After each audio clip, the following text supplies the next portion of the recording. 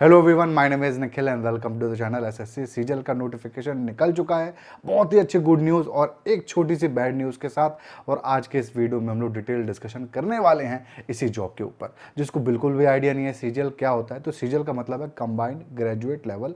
ये central government में middle management की आपकी नौकरी है।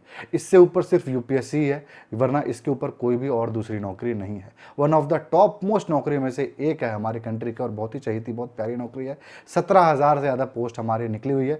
15,000 लग रहा था एक्सपेक्टेड, पर 17 निकला है तो बहुत बड़ी बात है, जो कि दोगुने से भी ज़्यादा है पिछले साल के कंपैरिजन में। तो अगेन कट ऑफ इस बार थोड़ा कम देखने को आपको मिलेगा। आइए स्लाइड के ऊपर चलते हैं और सारे डिटेल डिस्कशन करना हम लोग शुरू करते हैं। तो यही है हमारा सीजीएल कंबाइंड ग्रेजुएट लेवल 2024। इन सारे पॉइंट्स पे डिस्कशन करेंगे, बट सारे डिस्कशन से पहले सबसे पहले हम लोग जो बात करेंगे वो बात करेंगे हम लोग ऑल इंडिया कितनी पोस्ट निकली है और एलिजिबिलिटी सब पहले देख लेंगे।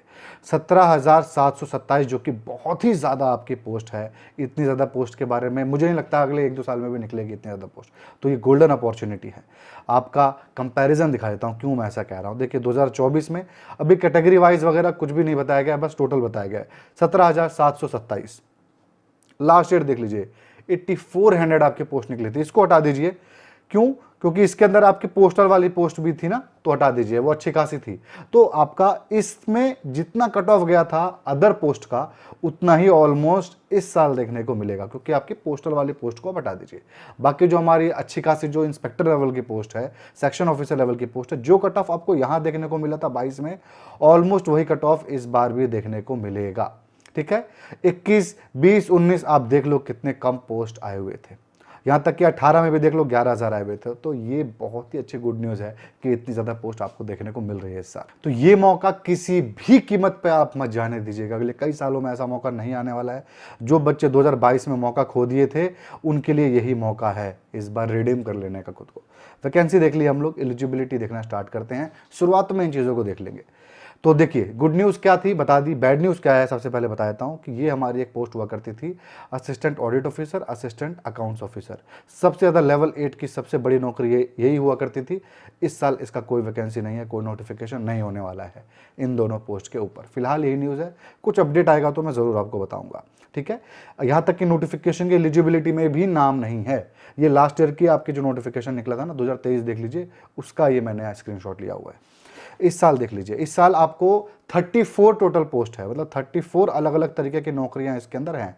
लास्ट ईयर कितनी थी? 36 थी। 2 आपकी वही मिस हो गई। तो 34 पोस्ट में से सिर्फ 2 ही पोस्ट के लिए स्पेशल आपका कुछ क्राइटेरिया है, बाकी सभी के लिए एक ही क्राइटेरिया है जो कि कोई ग्रेजुएट अप्लाई कर सकता है। ठीक है, तो स्पेशल देख लेते हैं। जूनियर स्टैटिस्टिकल ऑफिसर के अंदर या तो आपके पास डिग्री हो स्टैट्स के अंदर तो आप अप्लाई कर सकते हो, नहीं है लेकिन आपके पास किसी भी फील्ड में ग्रेजुएशन की डिग्री है और 12th में 60% मार्क्स मैथ में आए थे मिनिमम, यानी 12th के एग्रीगेट नहीं, परसेंटेज कितना भी आया हो, 12th के मैथ में 60% आया था, तो आप जेएसओ वाली पोस्ट के लिए अप्लाई कर सकते हो।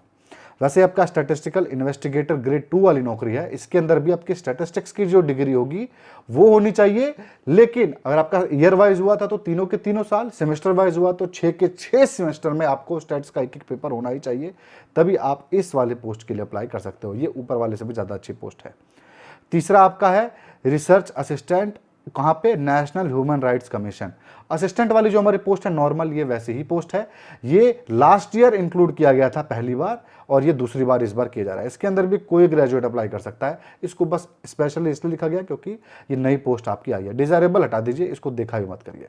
बाकी सारी अदर जो पोस्ट है सबके अंदर कोई ग्रेजुएट अप्लाई कर सकता है, इसके अंदर भी कोई ग्रेजुएट अप्लाई कर सकता है। नई पोस्ट है ना, इसको अप्लाई करना मत भूलना। कोई भी बच्चा जो इस वीडियो को देख रहा है वो ग्रेजुएट है, किसी भी फील्ड में 33% हो, 93% हो, कुछ भी डिग्री हो, बीए, बीकॉम, बीएससी, बीटेक, आप इस फॉर्म को अप्लाई कर सकते हो। अगर आप फाइनल ईयर में हो तो 1 अगस्त 2024 तक आपकी डिग्री आपके हाथ में होना चाहिए, तो आप अप्लाई कर पाओगे, वरना आप नहीं कर सकते। सारे एलिजिबिलिटी क्राइटेरिया बता दिया। एक फिजिकल क्राइटेरिया सुन लीजिए। 34 पोस्ट के अंदर में से कुछ ये हमारी पोस्ट है जिसको फिजिकली हैंडीकैप्ड बच्चे नहीं अप्लाई कर सकते।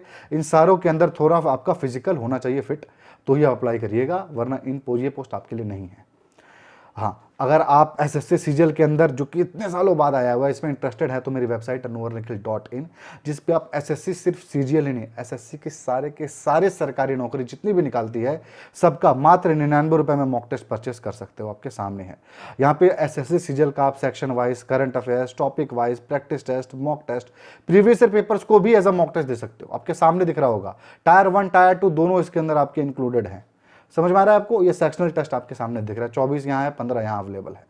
तो मात्र 99 रुपये में आप इसको अवेल कर सकते हो। लेकिन 50 रुपये और अगर आप खर्च कर दो तो यहाँ पर देख लो एसएससी लिखा था ना, यहाँ से मेगा पैक क्लिक करना और 150 रुपये में आप इस देश में जितने सरकारी नौकरियाँ हैं 350 के आसपास इस वेबसाइट पर अवेलेबल है, सब के सब आपको फ्री हो जाएंगी। वेबसाइट है मेरी anuvarnikhil.in, लिंक डिस्क्रिप्शन में अवेलेबल है, आप इसको ज़रूर अवेल कर सकते हो। फ्री मॉक टेस्ट देख लेना, सबसे पहले लिंक पे क्लिक करना, आप फ्री मॉक टेस्ट देख लो, अच्छा लगेगा तभी परचेस करना। अब आ जाते हैं हम लोग डेट पे शुरुआत करते हैं। तो डेट की बात करें तो 24 जून से इसका फॉर्म आउट हो गया है और 24 जुलाई इस फॉर्म को भरने का लास्ट डेट है। अगर आपसे फॉर्म भरते वक्त कुछ गलती हो जाती है तो करेक्ट करने के लिए आपको 2 दिन दिया जाएगा। 10 आपका अगस्त से लेकर के 11 अगस्त तक रात के 11 बजे तक आपका दोबारा फॉर्म खुलेगा, आप अपने करेक्शन यहाँ पे कर सकते हो। और फीस पेमेंट करने के लिए आपको 1 दिन और एक्स्ट्रा मिलेगा, यानी 24 को नहीं 25 तक आप फीस पेमेंट कर सकते हो। फॉर्म आपका 24 तक भरा होना चाहिए। और कंप्यूटर टायर 1 आपका टेस्ट की बात करें तो देख लीजिए सितंबर अक्टूबर में आपका ये पेपर होने वाला है और दिसंबर में टायर 2 यानी मेंस इसका होने वाला है। फीस की बात करें तो मात्र 100 रुपये इसकी एप्लीकेशन फीस है। लेकिन अगर आप फीमेल हो किसी भी कैटेगरी की तो आपके लिए फ्री है। इसके अलावा अगर आप मेल हो, SC ST फिजिकली हैंडीकैप्ड, तो आपके लिए भी ये फॉर्म फ्री है। तो और आपका EWS मेल के लिए आपका ये फॉर्म फ्री नहीं है, 100 रुपये देना है। और जनरल OBC को भी 100 रुपये देना है, मेल कैंडिडेट्स को। पोस्ट की डिटेल और एज के क्राइटेरिया इकट्ठा हम लोग देख लेंगे यहाँ पे। तो यहाँ पर ही बैड न्यूज़ आपको बताया भी था मैंने, लेवल 8 की 2 ही नौकरी हुआ करती थी, वो इस साल नहीं हो रहा है। अभी कुछ अपडेट आएगा तो बताऊंगा, फिलहाल यही कंफर्म है कि नहीं होने वाला है लेवल 8 की कोई नौकरी। लेवल 7 से शुरू करेंगे हम लोग। लेवल 7 से आप देख सकते हो ये जितनी भी आपकी ये पोस्ट दिख रही है, असिस्टेंट सेक्शन ऑफिसर जितनी लिखा है, ये सारे लड़कियां जितनी हैं वो इन पोस्ट को बहुत प्यार करती हैं। क्यों? क्योंकि उनको अच्छा खासा समय घर पे देने के लिए भी मिल जाता है, टाइमिंग ज़्यादा हार्श नहीं है, दिल्ली के अंदर सिर्फ पोस्टिंग होती है, काम भी बहुत नॉर्मल है। तो जिसको पढ़ाई अगर करनी है आगे, सोच रहा है UPSC की तैयारी कर ले और कोई तैयारी कर ले, तो वो जितने भी असिस्टेंट लिखा हुआ है ना, इस वाली पोस्टों को पकड़े और यही सबसे बेस्ट पोस्ट है फिलहाल देखा जाए तो। लेकिन अगर आपको भाई थोड़ी डायनेमिक नौकरी चाहिए, ऐसी नौकरी चाहिए जिसके अंदर मज़ा आना चाहिए थोड़ा काम में, तो आपके लिए है इनकम टैक्स आपका inspector central excise, preventive officer, examiner, enforcement officer. ये ऐसी पोस्ट है जो आपको मज़ा देंगी अच्छा खासा। इसके अलावा आप फिजिकली फिट हो तो आप सब इंस्पेक्टर CBI के अंदर और आपका इंस्पेक्टर पोस्ट और ये इंस्पेक्टर पोस्ट नार्कोटिक्स के अंदर भी ट्राई कर सकते हो। तो ये हो गया हमारे लेवल 7 की पोस्ट। यहाँ पे 17 नौकरियाँ, आप देखते रहना काउंट करना, 17 नौकरियाँ हैं। ऐसे ही आप आओगे लेवल 6 के अंदर आप देखोगे तो 18 से 24 नौकरियाँ यहाँ पर हैं, ठीक है। और ऐसे ही आपकी 25 से 30 नौकरियाँ, ये ऑडिटर वाली सारी नौकरियाँ हैं लेवल 5 की आपकी, ठीक है। लेवल 4 की भी आपकी बहुत सारी अच्छी खासी नौकरियां यहाँ पर भी दिख रही है। एक चीज़ आपको बता दूं, 31 नंबर पे जो आपको पोस्ट दिख रहा है, पोस्टल असिस्टेंट, सॉर्टिंग असिस्टेंट, सबसे गंदी नौकरी मुझे यही लगती है यहाँ पे, क्योंकि ये CGL डिजर्व नहीं करती, ये CHSL वाली नौकरी है। पता नहीं क्यों यहाँ पर इन्होंने डाल दिया। इस पोस्ट को CHSL में सालों से कंडक्ट किया जा रहा था, बच्चे वहीं के थ्रू आते थे। अब CHSL वाली पोस्ट नदारत हो चुकी है, उसके अंदर तैयारी करने के लिए भी मैं रिकमेंड नहीं करता हूँ किसी को, CGL या CPO ही रिकमेंड करता हूँ या फिर स्टेनो रिकमेंड करता हूँ। तो ये आप देख लो, आपके सामने है कि आपको यहाँ पर जो पोस्ट आएगा तब देखने लायक होगा कि इसकी कितनी पोस्ट है। पता चला ये 7-8 हज़ार हुआ, तब आपकी नहीं अच्छी खासी आपकी कट ऑफ में कुछ कम होने वाला है, कट ऑफ सेम ही होने वाला है, सेम क्या बढ़ी जाएगा आपका, उस हिसाब से देखेंगे तो, ठीक है। बाकी एक ये पोस्ट है डिविजनल अकाउंटेंट, ये मुझे को बहुत अच्छी लगती है आपका, इसका काम भी बहुत बेहतरीन है और ऐसे भी नौकरी बहुत अच्छी है। 21 नंबर की, इसके आप लोग ज़रूर नज़र बनाए रखें इस नौकरी के ऊपर, ठीक है। बाकी आपकी ये एक पोस्ट है रिसर्च असिस्टेंट वाली, ह्यूमन राइट्स वाली, नई जो है 18 से 30 साल तक के बच्चे अप्लाई कर सकते हैं। इस पोस्ट पे भी आप लोग स्पेशल नज़र बनाए रखें। JSO एक पोस्ट है जिसमें 18 से 32 साल तक के बच्चे अप्लाई कर पाएंगे, 32 वाले बहुत कम पोस्ट है, आप देख सकते हो उम्र का यहाँ पे 18 से 30। आपका लेवल 5 पे सारे 27 वाले हैं, ये भी 27 वाले हैं। आप ऊपर आ जाओ, जितने भी टॉप लेवल के पोस्ट थे ये सब के सब 30 तक के लोग भर सकते हैं। अच्छा, और अगर एज का आपको स्पेसिफिकली चाहिए होगा तो मैं नेक्स्ट पे आपको दिखा दूंगा। अच्छा, ये यहाँ पे 35-36 लिखा हुआ है ना, ये घटा देता हूँ। प्रीवियस आपका 36 था और इस बार 34 है, ठीक है। यही है आपका। चलिए आ जाते हैं, एज की क्राइटेरिया तो मैंने आपको दिखाई दी थी। ये आपको जो रिलैक्सेशन एज का मिल रहा है वो यहाँ पर भी मिलने वाला है। जो जैसा मिलता है वैसा यहाँ पर भी मिलेगा, 5 साल 3 साल SC ST OBC को। ये आपका स्पेसिफिकली बताया गया कि कौन कौन से साल में आपको पैदा होना चाहिए, कौन कौन से साल से आपका क्या कैलकुलेशन है। तो यहाँ पर आप देख लो 18 से 30 का क्या मतलब है, आपका 20 से 30 का क्या मतलब है, कौन कौन से आपके डेट इसके अंदर इंक्लूडेड हैं। ठीक है, कुछ डाउट आता है बच्चे को, यहाँ क्लियर कर देता हूँ ताकि डाउट ही ना आए। यहाँ पर सर इतनी सारी पोस्ट है, क्या ये रीजन वाइज है? बिल्कुल भी नहीं, कोई रीजन वाइज यहाँ पे पोस्ट नहीं है।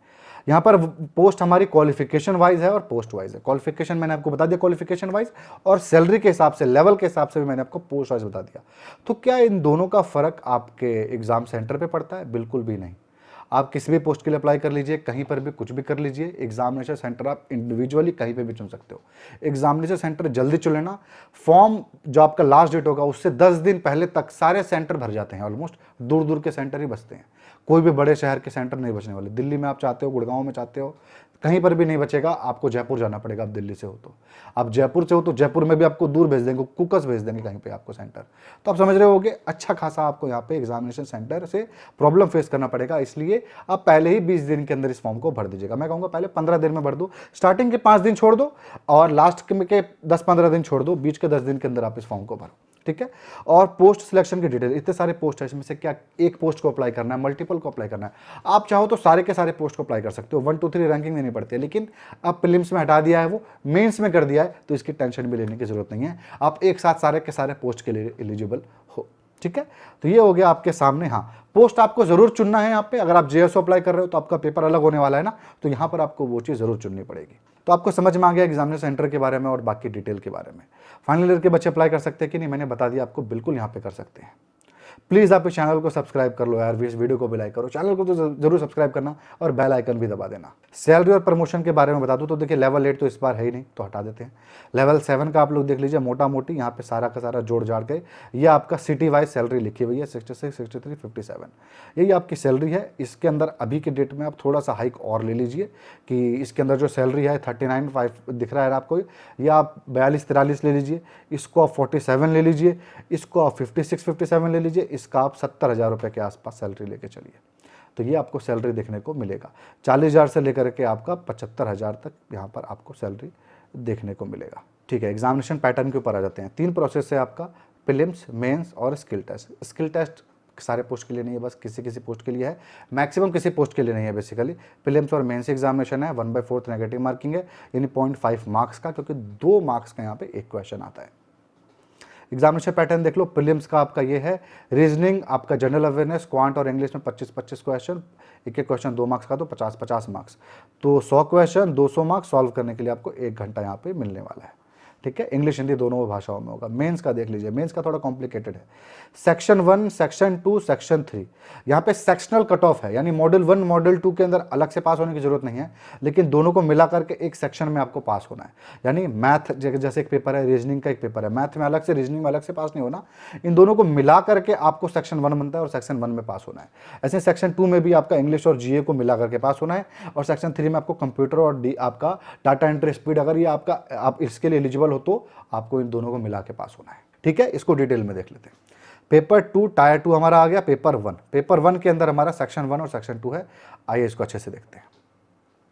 सेक्शन आपका 1 जो है देखते हैं, सेशन अलग है, सेक्शन अलग है। सेशन 1 2 घंटा 15 मिनट का है, जिसमें सेक्शन 1 है उसके अंदर मैथ है और रीजनिंग है। 30-30 क्वेश्चन दोनों में आएगा, 60 क्वेश्चन आपके टोटल होगा। एक क्वेश्चन 3 नंबर का है मेंस में, 180 मार्क्स का हो गया। 1 घंटा आपको समय मिला। ठीक है, यहाँ पर हमने 1 घंटा समय हमारा हो चुका है।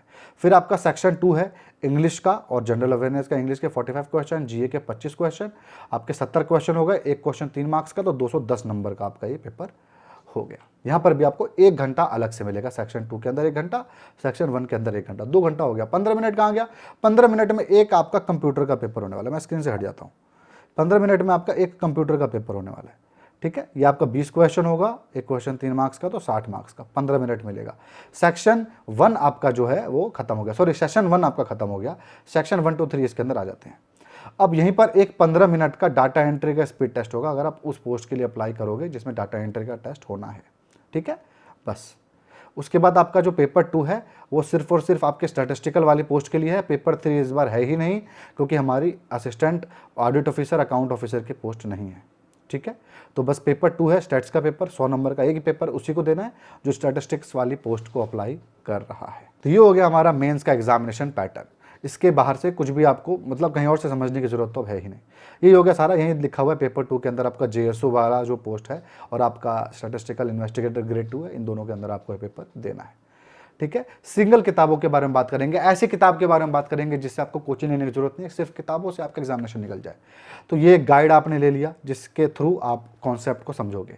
सारा के सारी चीज़ें इसके अंदर दी गई हैं, आप देख सकते हो। यहाँ पे मैं जूम आउट कर देता हूँ, सॉरी जूम इन कर देता हूँ। यहाँ पर सारा का सारा सिलेबस टायर 1 टायर 2 दोनों का दिया गया है। 15 से 23 के आपके प्रीवियस ईयर पेपर्स भी दिए गए हैं। तो सबसे पहले आप काम क्या करना, अगर आप नए बच्चे हो तो आप इस किताब को परचेस कर लो। इसमें प्रीवियस ईयर पेपर्स भी आपको देखने को मिल जाएगा और सारा सब्जेक्ट वाइज गाइड भी मिल जाएगा।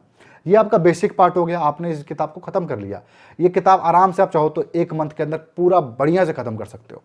जब आप इसको खत्म कर दोगे या फिर आप ऐसे स्टूडेंट हो तो सेकंड स्टेप आपके लिए बहुत इंपॉर्टेंट है, जो कि सीजीएल क्या एसएससी की किसी भी नौकरी को पाने के लिए एकदम है कि भाई मुझे निकालना ही है, चाहे सीपीओ हो चाहे कुछ भी हो। तो भाई ये किताब तो सीजीएल वाले लेंगे, बट नेक्स्ट किताब मैं सबसे पहले आऊँगा। यहाँ पर ये किताब है 73 ईयर्स टॉपिक वाइज इसके अंदर क्वेश्चन, 67 ईयर मैथ के, जनरल अवेयरनेस के, 73 ईयर आपके रीजनिंग के, 73 ईयर आपके इंग्लिश के। सेम ये चीज़ आपका देख ले सकते हैं, हिंदी में भी अवेलेबल है। आप हिंदी वाले हो तो तर्क शक्ति, आपका सामान्य ज्ञान, गणित, ये सब कुछ यहाँ पर अच्छे से लिखा हुआ है। ठीक है। तो यहाँ पर इंग्लिश पाए जाते हैं। तो ये आपका हो गया 6th एडिशन वाली किताब है, वन ऑफ द बेस्ट किताब में से है कि आप इनको परचेस करिए। और मैं चैलेंज करता हूँ, यहीं पे वीडियो पे चैलेंज कर रहा हूँ, पहले भी किया हुआ है, 60% पेपर आपका इन्हीं चारों किताब में से आने वाला है। एग्जैक्टली रिपीट होगा क्वेश्चंस, आप देख के चौंक जाओगे कि सर ये सेम क्वेश्चन आ गए एग्जामिनेशन में। तो प्रैक्टिस आपको यहीं से करनी है। और जो मेरा मॉक टेस्ट है ना, उनके अंदर भी क्वेश्चंस आपके प्रीवियस ईयर पेपर से दिए गए हैं। जो बच्चे किताब पसंद करते हैं और प्रैक्टिस करना चाहते हैं वो ये किताब का 4 का सेट जरूर ले ले। एसएससी की सारी नौकरियों का इसके अंदर चीज़ें दी हुई हैं। बट नहीं सर मेरे को सिर्फ सीजीएल की तैयारी करनी है, तो यहाँ देख लीजिए 16 साल का आपका previous year paper SSC CGL का दिया गया है। आप इसको परचेस कर लो गाइड के साथ। तो गाइड के साथ आप तो ये या फिर ये परचेस कर लेना, आपका काम चल जाएगा। ये प्रैक्टिस का गेम ज़्यादा है, बहुत प्रैक्टिस करने की ज़रूरत है इसके अंदर। क्वेश्चन हज़ार क्वेश्चन करने प्रैक्टिस, बहुत आसानी से आप एग्जामिनेशन क्रैक कर सकते हो। लेकिन नहीं सर मुझको स्पेसिफिकली मेरा रीजनिंग कमजोर है तो क्या करूँ, तो देखिए, तो यहाँ पर शॉर्टकट इन रीजनिंग किताब परचेस कर लीजिए, बहुत अच्छी किताब है। वर्बल नॉन वर्बल एशचांत का किताब भी आप कर सकते हो, लेकिन वो थोड़ा सा ज़्यादा प्रैक्टिस करने के लिए दिया हुआ है। प्रैक्टिस कम करना, टॉपिक ज़्यादा कवर करना, ये थोड़ा स्पेसिफिक है। और आपका क्वांट के लिए आंख बंद करके फास्ट ट्रैक अर्थमेटिक परचेस कर लो, राजेश वर्मा की है किताब, बहुत अच्छी किताब है ये। इंग्लिश के लिए आपका एसेंशियल इंग्लिश और आपका ऑब्जेक्टिव जनरल इंग्लिश दोनों ही बहुत अच्छी किताब है, दोनों में से कोई परचेस कर सकते हो। जो सस्ती पड़ेगी ना वो कर लेना, सबकी लिंक आपको डिस्क्रिप्शन में मिल जाएगी। एक स्टैटिक पोर्शन के लिए आप एक जनरल नॉलेज की किताब जरूर परचेस कर लो। और मैं शायद करंट अफेयर्स के लिए वीडियो लेके आने वाला हूँ, तो मैं मोस्टली कवर करूँगा करंट अफेयर्स अपने वीडियोज़ में। और ये मॉक टेस्ट आप परचेस कर सकते हो मेरा, आपको मैं बता ही चुका हूँ। सिलेबस भी यहाँ पर दिया गया नोटिफिकेशन के अंदर भी, उसी को पॉइंट वाइज मैंने इस पीडीएफ में दे दिया। पीडीएफ को आप डाउनलोड कर सकते हो मेरे टेलीग्राम ग्रुप पे। टेलीग्राम पे नोवा निखिल सर्च कर लेना, आप ये पीडीएफ वहाँ से डाउनलोड कर पाओगे। ठीक है। ऐसे कट ऑफ भी आपका यहाँ पर दिया हुआ है, कट ऑफ भी आप लोग देख सकते हो। यहाँ पर आपका इसका कट ऑफ नहीं देखना है, फाइनेंस एंड अकाउंट्स का। बाकी आपको स्टैटिस्टिकल ऑफिसर के लिए करना है तो ये कट ऑफ आपको दिख रहा होगा। बाकी अदर पोस्ट के लिए आपको ये सारे कट ऑफ यहाँ पे दिख रहे होंगे। यही होगी, सारी की सारी डिटेल हमने देख ली है। क्या ये सारे डाउट भी मैं आपके यहाँ पे क्लियर कर ही चुका हूँ। ठीक है। प्लीज़ आप इस चैनल को सब्सक्राइब करो यार, सब्सक्राइबर हमको बढ़ाने हैं, कम नहीं करने हैं। अच्छे खासे आप लोग सब्सक्राइब करके चैनल को बढ़ाओ, अपने फ्रेंड से शेयर करो, अपने पापा मम्मी के मोबाइल से भी सब्सक्राइब कर दो, बेल आइकन भी दबा दो। तो बस ये था आज के वीडियो में। जो लोग यहाँ तक देखे इन सबको धन्यवाद है मेरी तरफ से।